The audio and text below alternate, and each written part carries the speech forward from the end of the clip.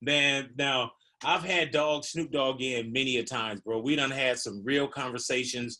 We done joked around. This man done try to get me to smoke on many different occasions. You know what I'm saying? But we've been through a lot of emotional roller coasters, dog.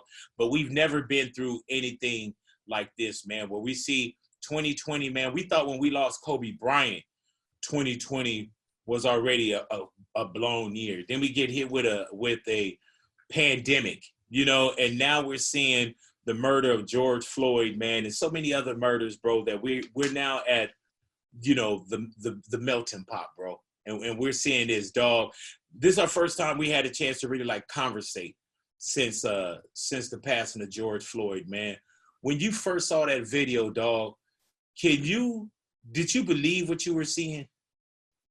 Yep. Damn. I believed it. It was the part where they believe it, because the camera don't lie. Yeah. The camera's the only witness in court that'll never change his testimony. He's the only witness that cannot be paid off and cannot be swayed. The camera is what it is. Mm-hmm. And for many years, we've been receiving this treatment without a camera. So I'd have to say I believed it, even though it's sad and it hurt my heart. But I expected that. And we've seen us get shot on Facebook Live. We've seen us get choked out for selling CDs and everything on camera, bro. The only reason what grabbed me, dog, with seeing George Floyd is I started to look at it. And the reason why I say I couldn't believe it, I've seen it before and I believed it the same way you're saying, but what I couldn't believe is at one point when I tapped the screen, I still had 6 minutes left. That's what I couldn't believe. I was like, what's going to happen here? And I was like, please, God, don't let this man have died. And then I was like, the only reason why this video got to be up is because this man didn't make it. I'm listening to, dog, everybody yelling, please get off of him. Let me check his pulse. And I see the monster even putting more weight on him. And then when I got to the so-called end, dog, and I saw them lift his body up and I saw that he wasn't responsive, I knew that they had killed that man, bro. That's the part that I couldn't believe, how long he was on that man's neck, and seeing those other, seeing the others stand around and not do nothing, bro. It's a mentality. Racism is a mentality. And either you for it or you against it. Like we as Black people, we have something that's called spirit, heart, soul, and forgiveness. Mm-hmm. And that's something that they can't take away from us. Even in this terrible time, his family is mourning, but they don't want violence. Yeah. That's forgiveness. Because naturally, you kill mine, I'm killing yours. Yeah. Eye for an eye, bro. Right, but they don't feel that way. And we don't feel that way as the Black community, because if we did, it wouldn't be no peaceful protest. It'd just be, whatever. Because if you're going to live above the law, then we should be able to live above the law. Because this is an instance where, say, for example, me and you, big boy, we ride in the car and we having a good time on a Sunday, and we pick up one of our gangbang homies, put him in the car with us. He run in the store to get something to drink, end up shooting 2 people in the store, jump back in the car with us. Mm-hmm. Police pull us over. Guess what? All 3 of us going to jail for murder. With no question. I don't care if you big boy, if you Snoop Dogg, get your black ass in the car. You're going to jail for murder, and your bail is probably $1 million. Easy. Not 500,000 so the KKK can bail you out, but $1 million.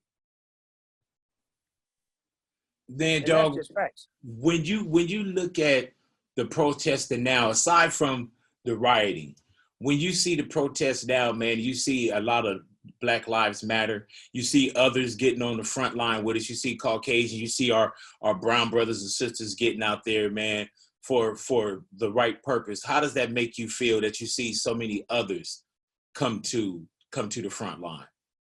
That's what it's all about everybody feeling pain, everybody feeling joy, and everybody feeling the same. Like Thomas Jefferson said, all men are created equally. I know that's one part of the speech that he said, as far as Thomas Jefferson. That's something that he brought to the table. All men are created equally. We should be living equally. And when you see people on the front line protesting, They're showing that they want equality. They want people to live equal, and they don't want the racism and the discrimination. That's why you see the whites and the browns and the, like, every Asian, every ethnicity out there on the front line riding for the cause, because they have a soul, they have a spirit, and they understand that's not right. And once you start to see that, then you will see change in the world, because it's not just our fight, it's everybody versus racism. It's not just blacks versus racism, it's everybody versus racism. And now you're also seeing good cops. I want to give them a shout out too. You're seeing some good cops step up and speak up and say that they're not with it, that they, have a different, way of dealing with people. And that means a lot, because we need that interaction with the good cops. We need the good cops to speak up and to stop the stuff from happening, and to also be able to do police work like it's supposed to be done and not do it the wrong way. Because if you do it the wrong way, you're going to only incite the people to want to do what you do. Yeah, man. What about the rioting, dog? Like, when you look at and you see people, either Warren G put up this video, and it was from some brothers in Long Beach, and somebody came. Crips in Long Beach. Some Crips in Long Beach. It was from some, because you see what it was. It was from some Crips in Long Beach. It was some white boys that was infiltrating, that was coming, trying to, create some sort of havoc, to create a violent situation. But we had a peaceful march going on in the hood. So the homies was like, you know what? First of all, you're not black. You don't live in Long Beach, and you're really not about the cause. You're really one of those Antra guys, or whatever that thing is that Donald Trump is saying, that Antifa. Yep. Yeah, you one of them. And the homies recognized that, and they did the police work. So in so many words, we know how to police our neighborhoods better than the police. Yeah, man. And you seen it. My man was like, get your ass out of here. And they could have really whooped on him, but they gave him a warning. They gave him a fair one, like, get your ass out of here. That's what I mean about our conscience. We have a conscience. Like, a police officer conscience is to whoop him and beat him and let him know he did wrong, at least give him one on the way out. We gave him words and let him know, get out of here, that we ain't with that. That's like a warning. Like, that's the first rule of engagement as a police officer. Give me a warning. Let me know that you're a real person behind that uniform, that you go home to your family and you want to live and see them all too.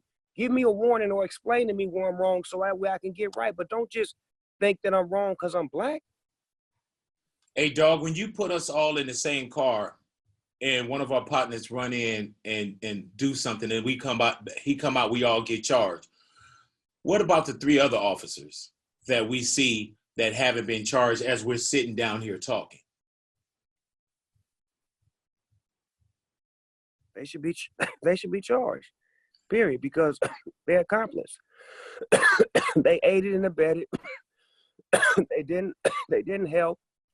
They didn't do what police supposed to do, as far as like serve and protect. They definitely didn't protect this man's life. They seen that the commanding officer was out of pocket, and then actually they contributed, because they had their knee on his back and on his leg. Yeah, so man. That's cutting off your bloodstream as well. And then you had the Asian officer that was like being the lookout, like, shut up, ain't none of y'all getting in here. Yeah, you know man. What I'm saying? I'll make sure if y'all get close. Back up. My man said, this is what happened when you do crack, kids. I'm like, really? Man, hey, That's dog. what he said? Yes, bro. He said, this is what happens when you do crack, kids. Don't do drugs. Like, man. And I heard he flew out of Minnesota, the Asian, when he took off. He better have. He gonna have to come back for justice he too, need though, to be man. A fugitive. He need to be a fugitive, and the Asian community need to turn him over. Yeah. Hey, dog, you got a platform of so many fans, so many people that follow you on Instagram, on your social media. Why did you feel that it was necessary to speak up and continue to speak up when sometimes, dog, people just want you, they want you to either shut up and rap, shut up and dribble. Why are you using your platform to stay so vocal? Because I'm the people's champ. I'm the voice of the people. So I know that and I understand that. And, like the great ones before me and my great peers and the ones that have come after me, somebody got to be willing to take a stand, or we're going to fall for everything. And we didn't fail too many times. So I'm standing up, and that's what I got to do. That's what I know how to do. And that's what I'm trained to do. How do you feel about communities coming together, man? We see in so many communities that's being linked together for the right cause. Are we seeing so many heroes that's not wearing capes? Well, shout out to the Bloods, the Crips, the Latinos, and all of Asians and all of the gangbangers out there that decided to put their things down to fight for a real cause.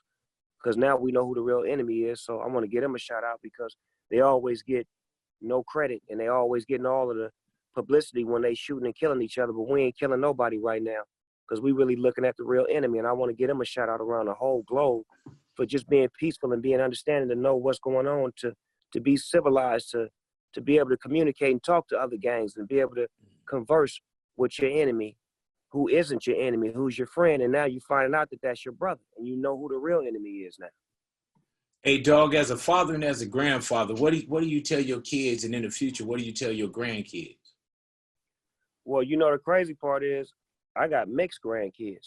Mm-hmm. You know, black, white, black, Latino, black, Colombian. You know what I'm saying? So I just tell them like I tell my sons, you know, be safe, be careful, be cordial, and understand that the law is against you. You already, you know, against the gun, so comply. You know, whenever you get pulled over, turn the car off, have your license and registration on point, you know, have your hands out the window or either on the steering wheel, so that way they can see you and there won't be no excuses. And my thing is, I like to have my kids have people with them, if it's security, if it's a grown man or somebody that's a little bit more older, so that way they have an adult with them to be able to converse with this police officer on some grown man talk in case this is a young officer, in case this officer don't understand the dynamics. Hey, dog, we see people, we're in an election year right now, and there's so many people that say, oh, man, voting doesn't work for me. What do you feel about Trump? What do you feel about voting? And what's your outtake on that? I ain't never voted a day in my life, but this year I think I'm going to get out and vote because I can't stand to see this punk in office one more year. And I always say, man, if you don't vote, if you don't cast your vote, somebody's going to cast the vote for you. And right. you got a vocal voice for the voters. Like you can get people that'll go out and vote because Snoop Dogg said so. But for many years, they had me brainwashed thinking that you couldn't vote because you had a criminal record. I didn't know that. Yeah. My record's been expunged. Yeah. So now I can vote. Do you think 2020 will be the first year that we see Snoop Dogg vote? Definitely. Yeah, man. Because we got to make a difference. I can't talk about it and not be about it. I can't tell you to do it and then don't go do it. Everybody know I'm a frontliner. I ain't going to tell you to do something that I didn't do. Mm-hmm. If I tell you to do something, I done done it already. And people think, man, like, okay, well, that's not going to work. But I'm saying, man, like everything that we have here, it's been because either voting or somebody stood up, man. When, you know, Rosa Parks, you know, she was coming from work, you know what I'm saying? And she sat in the back of the bus and from someone that was looked at as, you know, what are you doing as a black woman sitting at the front? Get your ass to the back. She became one of our heroes. You know, when you look at, you know, us being able to vote, it's because people didn't have the right to vote.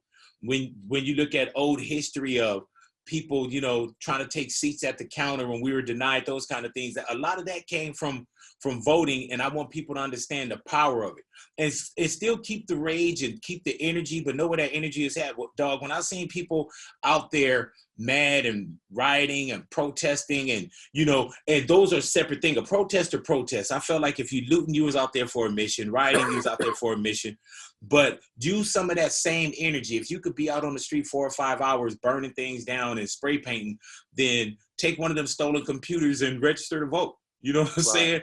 Right. Or take that same energy and register to vote, man. We can't talk about it like you said and not be about it, man. And it's not punk shit to get out there and vote. That's just one more thing. You know what I'm saying? And if it don't work, at least we can say, you know what, man, we tried. And they manipulated the whole situation, man. And when you did Donald Trump's roast, you probably never thought that orange motherfucker would be the president of the United States of America, bro.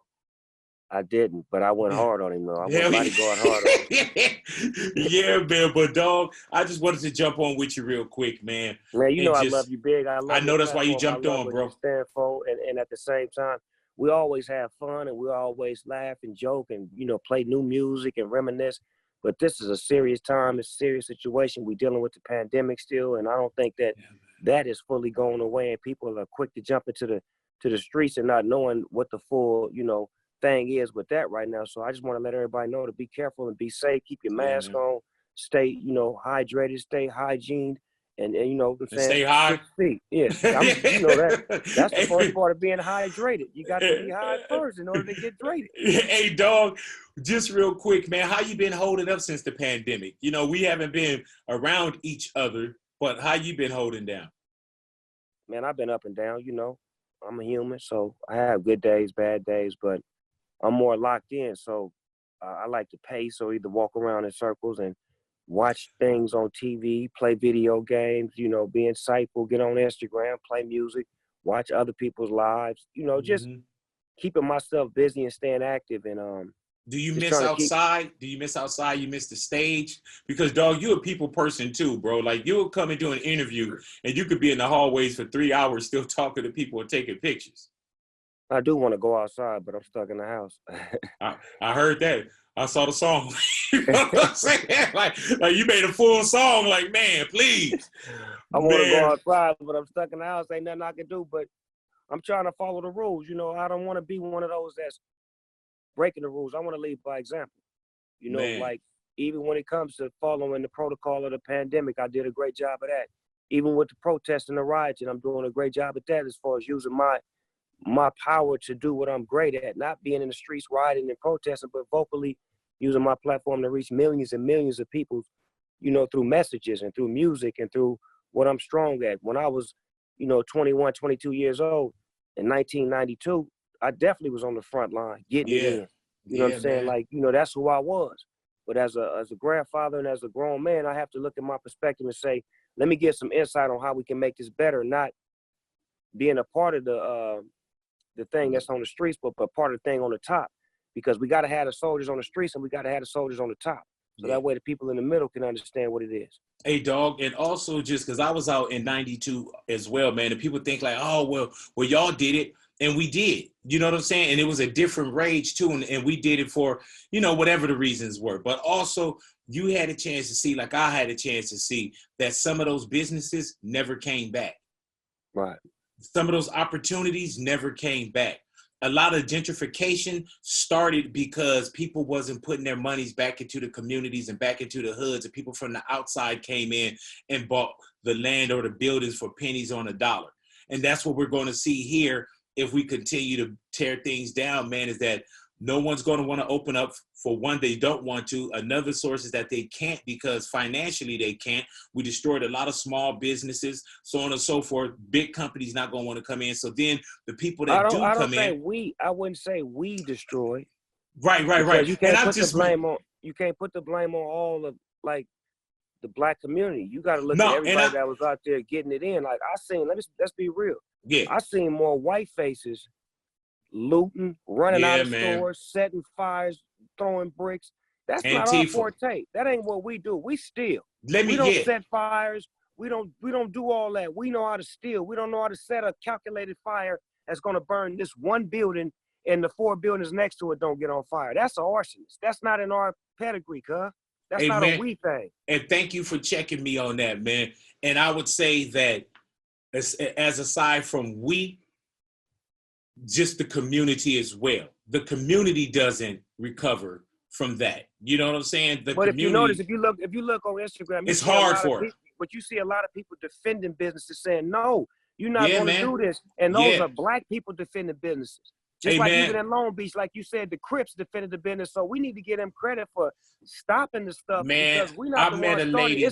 It's the ones that come in there that break it up, started, and you have like 20 white folks on there, then you got the black man on the side looking like, well, shit, I might as well go in there and steal something too. Have you seen also, man, where you'll see people come, they'll break the windows and they won't even go in? They just, you know what I'm saying? They break the windows, won't go in, and their job is completed. Have you seen the bricks? Have you seen how they drop the bricks off in the neighborhoods? How about I got footage of some Boston PD loading their truck up full of bricks? Yeah, man. PD. How about that? And the one lady that identified her ex-husband as the person that was breaking the windows out, now check that this was out. a police officer. This is a serious, tough question, but it's real. How many times have you just seen a police car sitting in the hood, unprotected, and they let it get blowed up? Right. Never. That's a stunt, man. Let's sit one of them cars over there. We know one of the crazy radical white boys, because ain't no niggas started that police car. We don't do that because we know the police car got cameras and it's going to be a case later on. One of them radical left wingers or white rings or whatever you want to call them, then came in with a brick and kicked the window or did something, whoop-de-wop, and then started a fire to the police car, and it looked like the black community put F12 on the police car and did all that. We didn't do that, cuz. We don't do that to the police cars. That's not our pedigree, man. That's not what we do. We riding to stop the brutality against black men. That's what we riding for. We not riding to burn up no police cars or breaking no businesses, steal no stuff. That ain't what we doing. We trying to get the laws changed in our benefit and get some laws put on the police officers. They should have laws and consequences for what they do. Hey, dog, I saw this lady on the news by the name of Monette Watley. She was in Van Nuys. They was about to run up into a store that she's been going to for the last 35 years, a small liquor store. And she stood on the front line, dog, called all kind of bees and this and what they were going to do to her. And she protected a store that was in her community. And the people that was ready to tear it down were from outside as well. Had nothing to do with what was going on in the community, man. I went and met her yesterday, sat with her, talked to her, blessed her. She blessed me with a lot of great conversation. Those are the heroes that we got to continue speaking about. And you know those what I'm heroes saying? You got to keep putting on your show so that way they can get their love and get their I had her power. yesterday, bro. There you go. There you go. There you go.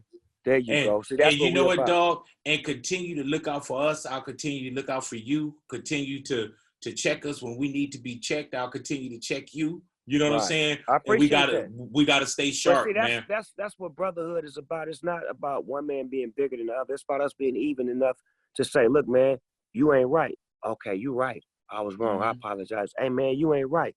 You right. I apologize. But that's what makes our brotherhood such a brotherhood, to where we are real brothers. If I can't disagree to agree with you or agree to disagree with you, I don't want to have a relationship with you. Yeah, man. And we also need to make sure when we do get the word, sometimes to stand down and let's get the plan together, man, because it could be 100 of us, bro. And quantity ain't quality.